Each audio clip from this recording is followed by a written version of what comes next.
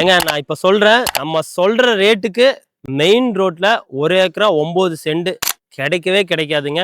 எங்கன்னு சொல்ற வீடியோவை தொடர்ந்து பாருங்க. இந்த ப்ராப்பர்ட்டி பாத்தீங்கன்னா நல்லா மெயின் ரோடு ப்ராப்பர்ட்டி. எனக்கு பின்னாடி பாருங்க மெயின் ரோடு, பஸ் ரூட் மேலேயே வந்துட்டு உங்களுக்கு லொக்கேட் ஆகிருங்க. மொத்தமா 1 ஏக்கரா 9 சென்ட் வந்திருக்கு.